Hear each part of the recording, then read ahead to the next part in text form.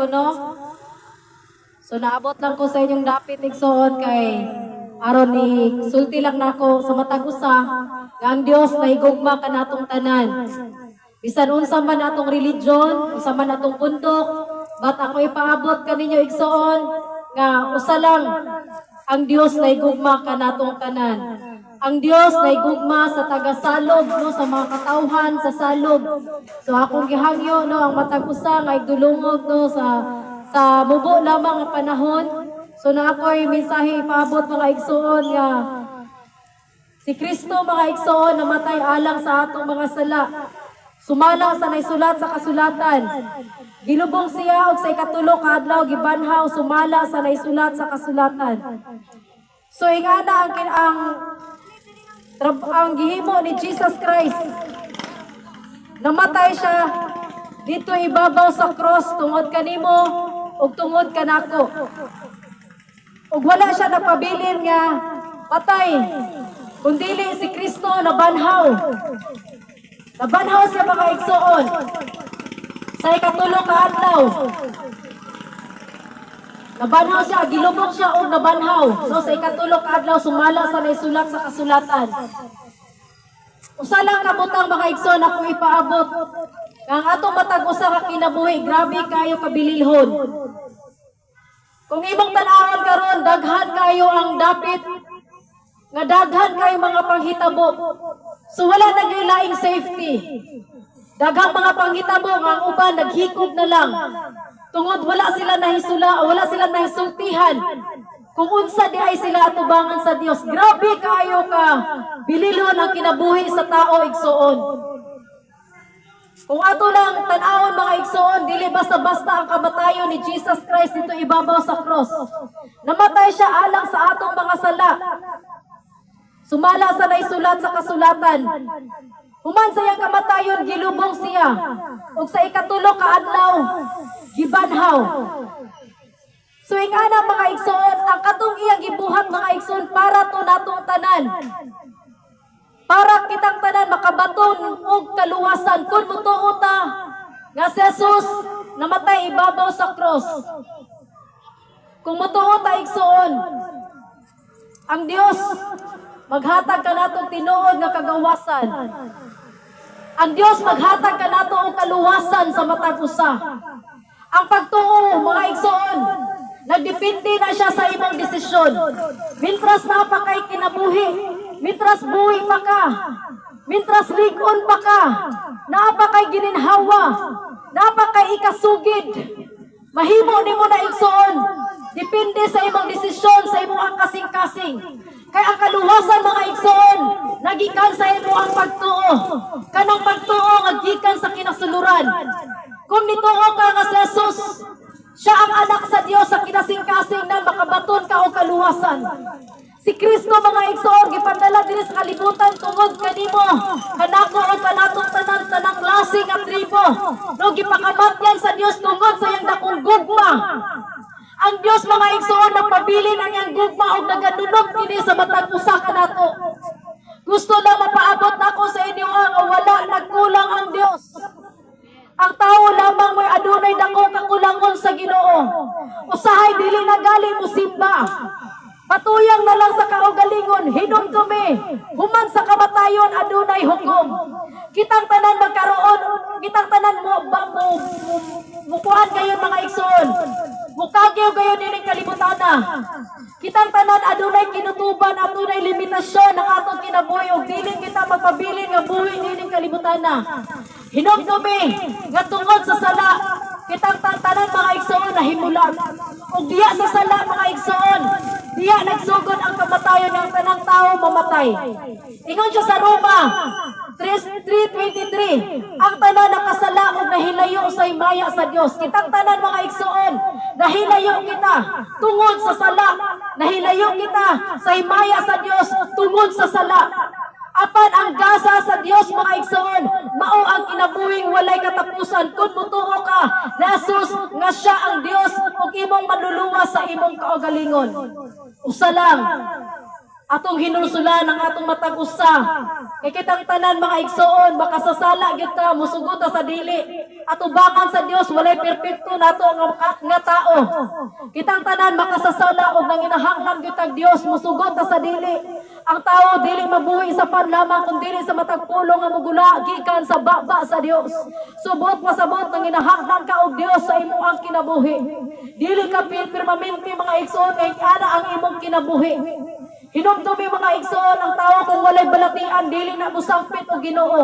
Kung walay may tabo sa iyang pamilya, dili na mo dangop sa Ginoo. Pero kung ang tao baskog pad, wala na siya pakialam. Pero sultihan ta ka, tagaig higayon si Kristo sa imong ang kinabuhi. Higugma gyud kanyang ayo mga igsoon. Kami mga igsoon, gikan pa mi og bakong, ang among gibuhat maulang ang pagsulti sa mga katawhan. Nga si Kristo namatay alang tanatong tanan. Dili pud mi taga diri kay taga Labason man mi, akong kauban taga Tungawan. So niabot nang mi diri igsoon aron lang pag sulti nga gigugma gyud kag ayo sa Ginoo. Ingon Dios sa 1 John 1:9 mga igsoon, apan kung isugid nato sa Dios ang atong mga sala siya nga matarong og matinumanon sa iyang saad pasaylo gayon sa tanan natong mga sala og muhidlo sa tanan natong mga kalapasan. Kana lang mga igsoon, kun atong isugid sa kinasing-kasing gayon. Matinumanon kayo ang Dios mga igsoon. Matarong og matinumanon sa iyang saad. Nga mupasaylo gayon sa tanan natong kalapasan. Mupasaylo og muhidlo mga igsoon. Muna nga tagaig higayon ang Dios sa imong kinabuhi. Sultihan na ka igsoon. Ang kasulatan nga nag-ingon. Nga kitang tanan, nanginahanglan tag Dios o kitang tanan mga igsoon. Nagpadayag ang Romans 3:10 nga walay bisan usa nga matarong. Walay bisan isa nga matarong ug walay bisan usa mga igsoon nga nangita sa Dios. Munang ang Dios naghatag og solusyon kay ikaw ug ako makabaton og kaluwasan. Isa lang mga igsoon. Imo lang imong tuhuan sa kinasing-kasing gayud ang kamatayon ni Jesus Christ. Dito ibabaw sa cross. Igsoon, kung imong tuhuan, maangkon nimo ang kinabuhi nga walay katapusan. Maluwas ka kung ipahayag mo kasi Jesus mao ang Ginoo ug sa kinasing-kasing mutuo ka nga gibanhaw siya sa Dios. Mao na mga igsoon, kung mutuo ka nga si Jesus mao ang Ginoo. Ug sa kinasing-kasing mutuo ka nga gibanhaw ka sa Dios na makabaton ka og kaluwasan kay pinaagi sa pagtuo naluwas ka mo tungod sa grasya sa Dios. Siya dili kini inyong buhat kun dili gasa sa Dios. Busa walay makapasigarbo nini sanglit dili man kini bunga sa inyong mga paningkamot. Bisan usa mga igsoon, wala tay ikabuga, wala tay mga dili ta pwede nga maningkamot. Kaya naman ang tanan, gihimo na ni Kristo ibabaw sa cross aron makabaton kita og kagawasan, kaluwasan, aron maangkon nato ang kinabuhing walay katapusan nga gisaad sa Dios. Mamatay man ta igsoon, apan ang atong kalag mga igsoon, mga tubang gayud dito sa ato ang Dios. Hukman gayud kita sa Ginoo igsoon. Mao na nga ang atong ngalan. Kung wala kini makaplagan sa libro sa kasulatan, dito tayo tambog sa linaw nga kalayo.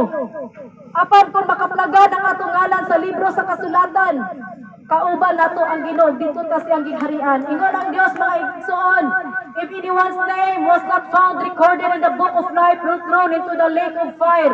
Kung kinsa ngalan nga wala may kaplagan sa libro sa kinabuhi, itambog nato sa linaw nga kalayo. Kung dili makaplagan ang atong ngalan, dito padulong ang tao mga igsoon. Munang mitras nakadungog ka kini nga mensahe para ni kanimo o para ni kanako, para kanatong tanan. Tagaan nato og kanang tinuod nga pagtagad kini nga mensahe igsoon. Hinumdumi nga ang atong kinabuhi lumalabay lamang nining dapita. Diri sa kalibutan lumalabay lamang. So dili ta magpermanente mga igsoon, walay tao nga mapabiling buhi. Kaya ang tao mga igsoon tungod sa sala mamatay gayud, tungod mauman ka na ang bayad sa sala. Ang bayad sa sala, kamatayon. Apan ang gasa sa Dios igsoon, mao ang kinabuhing walay katapusan nga naa ni Jesus, naa ni Kristo nga atong Ginoo. So sa lang igsoon ako ipabot, igugma ka sa Dios pag-ayo. Hinumdumi Mintras naapa kay gininhawa, inumdumi ang imong magbubuhat, samtang naapa kay igdulungog. Dili sa tanang panahon igsuon nga matiaw-tiawan nimo ang Dios. Kay dili sa tanang panahon igsuon imuha. Inumdumi nga ang tawo kung walay Ginoo, wala gid siya mahimo. Kaya ang tawo bisan unsaon, dili na siya mabuhi sa tinapay lamang kundi sa matag pulong nga mugula gikan sa baba sa Dios. So God bless tagasalog. Ang Ginoo magpanalangin kaninyong tanan. Ang Ginoo magaproteksyon sa tagasalog. Tagasalog is for Christ. Numdumi nga ang Dios adunay balikan. Munang andama ang imong kagalingon. Amos 4:12 pangandam sa pagkatubang sa imong Dios. So God bless mga igsuon. Ang Dios may mataas ug may maya. Salamat sa tanan akong kaigsuonan. Diri nga mga Muslim, salamat kayo sa mga Kabisayaan o sa may mga tribo. Ang Ginoo magpanalangin kaninyo igsuon. So God bless kanatong tanan. Kanunay mataas ang pangalan sa ato ang buhi nga Dios.